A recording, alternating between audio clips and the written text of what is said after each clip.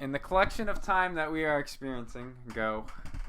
What does that mean? Fill in the blank, bro. What does that mean? In the collection of time that we are experiencing. Wow, you're doing great. No, in the collection of time, because I guess what unit of time are we using? Geological time. Like our. And wait, let me finish.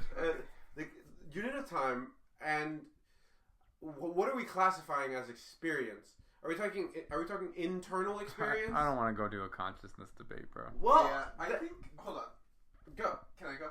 Okay, so in the collection of time that we're experiencing, that to me sounds like current, like the time we are experiencing right now, the state of the world. That is what rings to me when I hear that. The collection of time is... The collection of time that we're experiencing is all the events currently happening on the Earth as we are experiencing it right now, which feels like a bummer of a topic. Bro is collecting those events.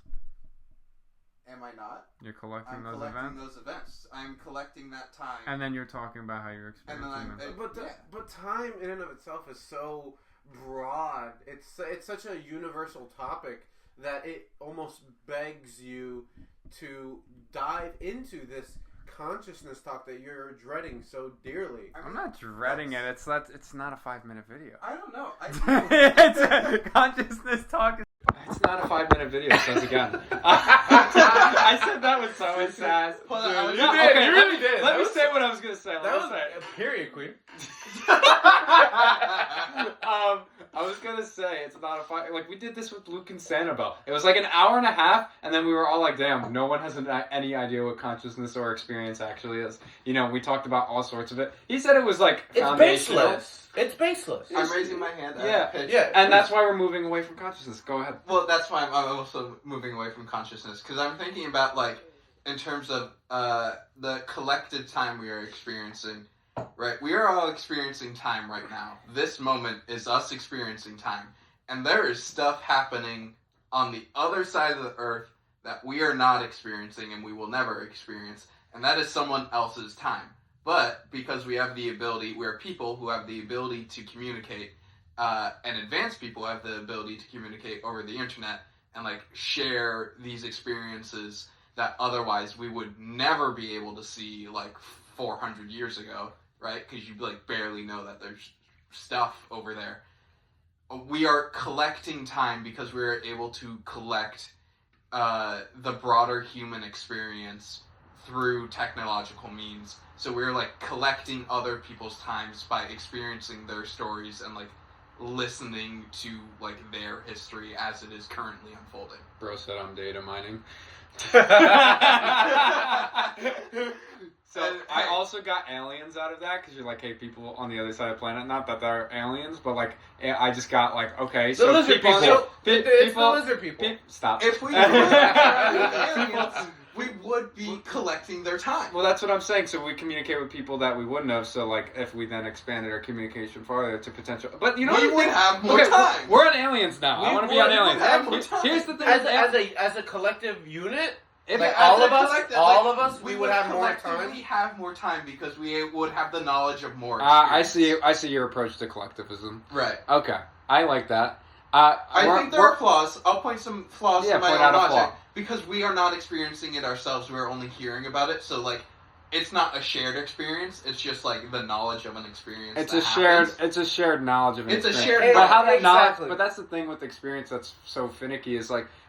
No one knows what it's like to have someone else's experience. You can only know like the information of that, but like how you interpret and process that information. But then again, you can communicate that because, say for example, but you don't know how they my experience of an avocado would be much better than somebody we're doing else. Two videos at once. Avocado is the greatest fruit. I stand by. There you go. The giant ground sloth. I'm pretty sure their name was Was it megatherium? I think it's megatherium. The giant ground sloth, whatever their name is, it starts with an M.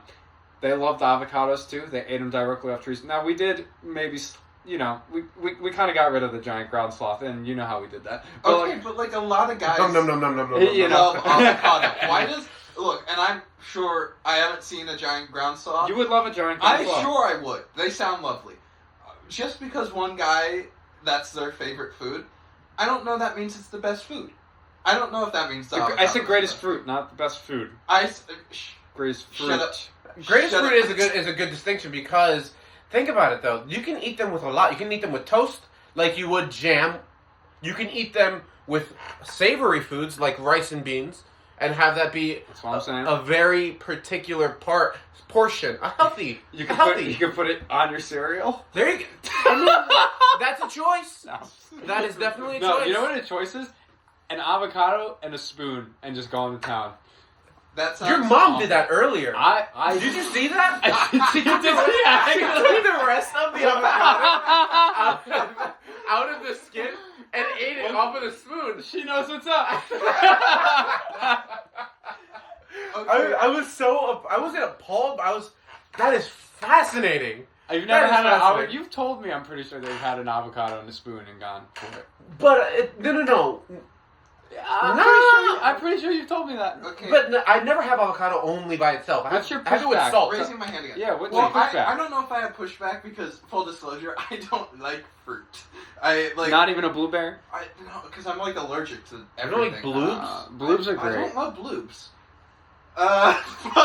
This guy. Uh, This guy. Here's my question though: does versatility define greatness? Right? If No, we're saying because avocado's just avocado is delicious the too. greatest food, sure. It's also fruit. just delicious. But like that's your like first like thing you're throwing out there, and I'm sure that there's other delicious fruit, right? But is there other fruit It's that also very has healthy. versatility like avocado does? Well, I'm just asking I the don't question. know. Maybe perhaps because there's a lot of obscure fruit. All I'll say is avocado is one of the most famous fruits. It's very Sure. popularly grown. It is very versatile. It's very You also caloric have to for realize, a a fruit. lot of people don't see it as a fruit. They see it as a. Well, they're wrong. They're wrong. That's okay. They're wrong. But they also So we see don't it need as a to vegetable. acknowledge that at all. They're wrong. But they also see it as a vegetable because they have it with other vegetables. Yeah, but that's not what a vegetable is. I know it's not what a vegetable is. So they're wrong. And they're allowed to be.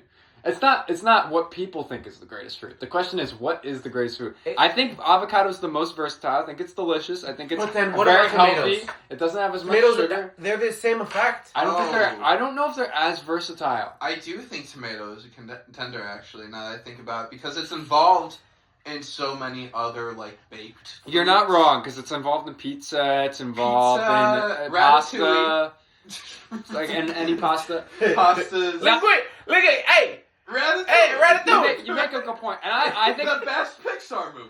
Yes, I think Ooh, I'm Maybe. I don't know. WALL-E. yeah. I love WALL-E. WALL-E's my favorite. Wait. Pixar Is movie. Incredibles Pixar? Incredibles, yeah. Incredibles is the Incredibles best Pixar movie. Hold on.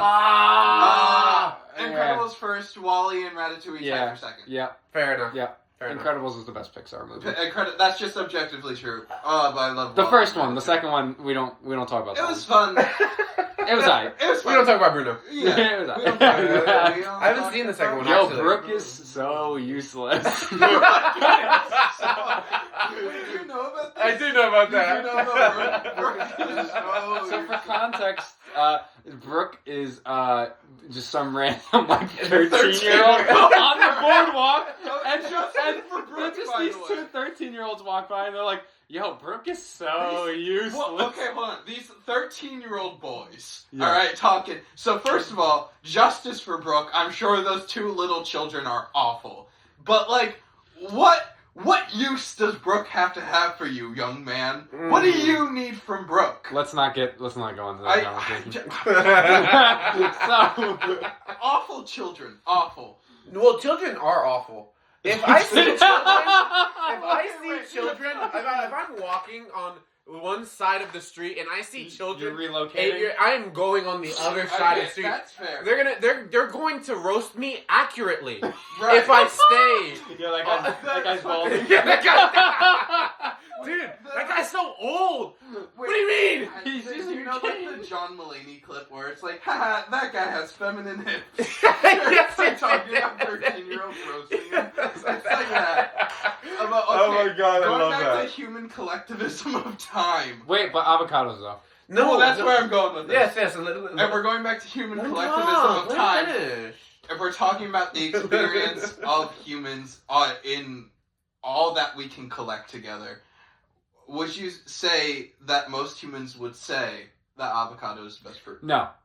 I don't think most people even know. Well, I don't want to say that, but I don't know how. I think there's probably a lot of people that don't even associate avocados with fruit. I don't think there's a lot of people that associate tomatoes with fruit either, though. Yeah, which is true. It's another food item for them. Yeah, I like tomato. But that's the misconception. That's an interesting video topic. How words, our perception of words, and how they're formed. Like we branch our words into. It's not a 5-minute video. Don't care. It's not. It's not a 5-minute video. It's a different video, but we do branch our words into like these categories of like when you think of like an apple, and I've talked about this, is like you see red, you see sugar, like things that are sweet. You see a tree, you probably see green. Yeah, okay, Rigby's brother, Don. You could also do the like conversation we've had about like if we are able to actually see pictures in our mind, like the apple. Oh, that's a good. Where it's like I don't know if I can see the apple. Maybe that's it. I feel like I'm like a 5 on. Okay, we're done. We're done with this video. We're done.